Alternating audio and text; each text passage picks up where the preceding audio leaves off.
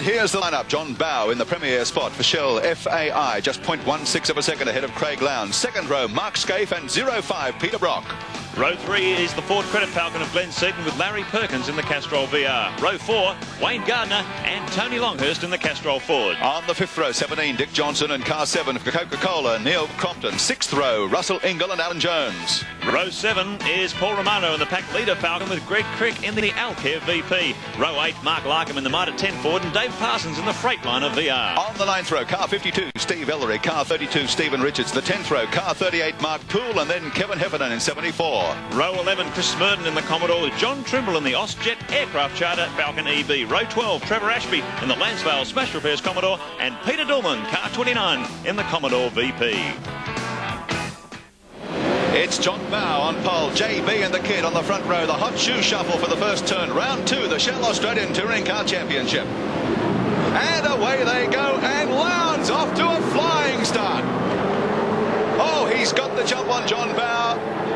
Peter Brock also off to a good start on the outside. Mark Scaife tied up on the inside crunch there with Tony Longhurst.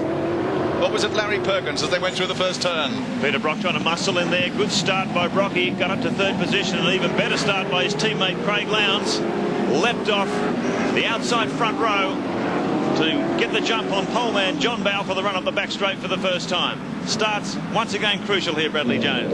Well, it's just, that's what it's all about. Craig's got a dream start to that race, and now JB's one with all the work in front of him.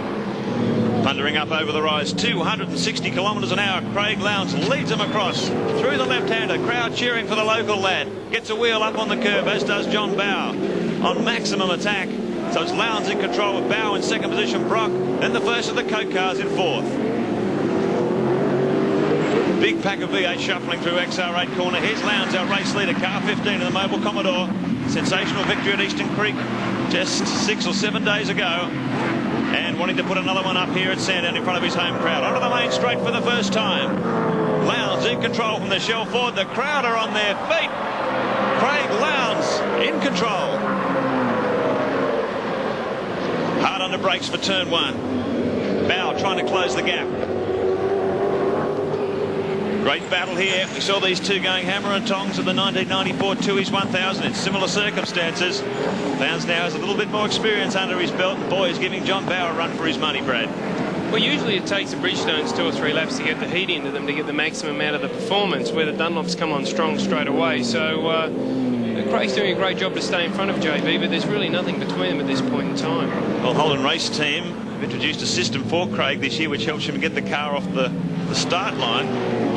Shows a percentage on the car's PI dashboard, and all Craig has to do is hit that percentage on the throttle, and he knows he's got just the right power for the start. There's Mark Larkham. Boy, oh boy, is this team in the wars in 96. He's having a very tough year so far. I guess it can only get better from here for them, though. Mitre 10 Ford, we saw him in all sorts of problems at Eastern Creek. And really, the first heat has just got off to a disastrous start. There's the freight train through the back of the course. Wayne Gardner, great start by him coming from 7th position on the grid. Took advantage of a little mix-up between Larry Perkins and Mark Scaife through the first corner to advantage himself and move up just behind the leading trio. So Lowndes across the start-finish line, a 1:13.69, 1:12.49 in his qualifying. Then we've got Bow, Brock, Gardner here in 4th position. Perkins coming after him. Larry had a pretty ordinary run at Eastern Creek, much more competitive here. Right up behind the Coca-Cola Commodore, we take race cam out of the Castrol car. Larry feeding it gears as they head up toward the back straight once again, building up a lot of speed. And how important is the aerodynamic run up here, Bradley? Can you make some ground on them coming up toward the S's? Well, the big trick is getting out of that last corner we were at, so you get a nice run onto the straight, but certainly with a car just in front of you like one is here, you can see where he brakes, brake just a touch later. As you see Larry just close up that little bit, nice touch of the curb there, use the most amount of track on the outside there, and hopefully catch him just that little bit. So Wayne Gardner, Larry Perkins closing in. Perkins, of course, the winner here 12 months ago, the opening round of the Shell Australian Touring Car Championship in atrocious wet conditions. Got a glorious sunny day in Melbourne. See if his luck can continue. Dick Johnson just in behind that pair, followed by Mark Scaife. Mark Scaife here, trying to make up the top 6. It's Lowndes, Bow, Brock, Gardner, Perkins, Johnson. coming under fire now from Scape, who's moved up a couple of positions. In 7th, Johnson's in 6th. And viewers who may have seen a white Commodore in Mark Scape's hands last weekend, he hasn't resprayed that car. This is actually the spare car they used last year, still in its Rothman's war paint. Tony Longhurst astern of him, and then Glenn Seaton, who's had a real shuffle back in the pack. So Scape tries to climb up on the outside of Johnson as they head up toward the S's once again. Hairy-chested maneuver here, and he does it too. Right at the last minute, maximum braking, just sneaks through on Johnson. So Johnson goes back to 7th position. Scape into the top 6. That's a fantastic move around the outside there. I'm telling you, unless you're in the car and you feel how fast you're going there, you've got no idea what it's like, but that's a very, very brave move. Well, Alan Jones was talking about Sandown Park. He said that really does sort the men from the boys coming through that section. Here's Craig Lowndes, well in control. 3 laps down. On their feet again as he comes past the main grandstand here at Sandown. This is the new hero in Australian motorsport. 4 laps completed of this 15-lap encounter. You can see how hard he's working that car. It's the 2 inside wheels up.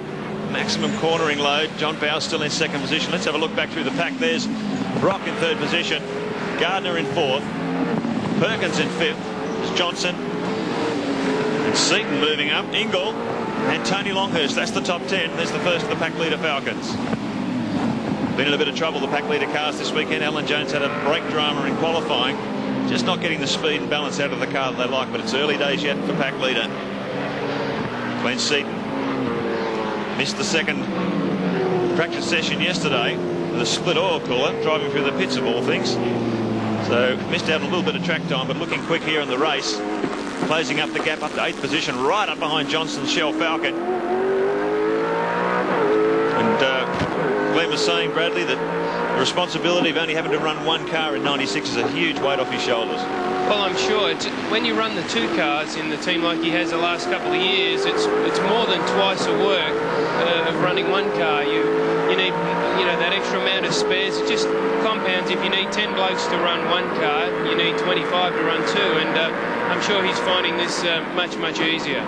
Pretty tough when you've got to drive them and supervise all the work on them as well. Johnson there hard on the brakes, the back of the car wandering around a little bit over the bumps. Scape Seaton, I should say, really applying the pressure here in the Ford Credit Falcon, right up behind Johnson as they head onto the main straight once again. Down the back, big fast run here. Corner exit speed critical. Johnson trying to get a break on Seaton. Seaton's really close.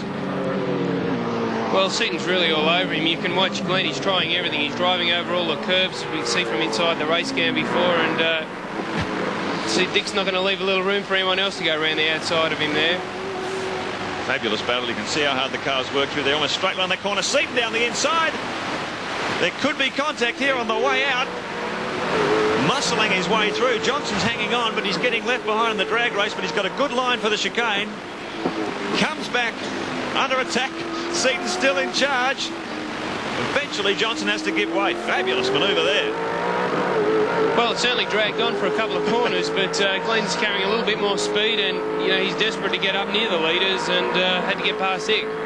Good move. So Lowndes opening up 1.5 seconds the gap over Bowe in 2nd. This is the view from the back of Scape's car. Johnson under attack now from Tony Longhurst as well, and Longhurst gets him through the corner. Russell Ingle, sorry. And the Castrol Commodore. And Russell's been doing a tremendous job throughout qualifying here.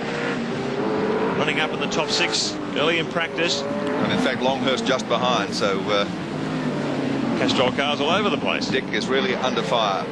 So you can see Seaton now past Johnson. He's really opened up the gap. Russell Ingle aboard the Bathurst winning Castrol Commodore, the car that Larry and Russell drove so effectively at Mount Panorama last year. Seeing service now in the 95 Championship. And Russell is doing a tremendous job. This circuit, I think, seems to suit the Dunlop shot cars quite well, Brad. Well, looking at the leader, you wouldn't be too sure about that, but it does. The Dunlops seem to work very well here. The Johnson team's always had a very successful record. Here we have a bit of a look at Glenn Seaton and back on the leader. So race leader Craig Lowndes, 6 laps down, will come up to complete 7. Across the start-finish line this time. He's doing it easy. Check the gap on the monitor as they cross the line. 1.8 seconds, so he's pumped it out a couple more tenths, just opening the gap by a few tenths a lap on John Bowe.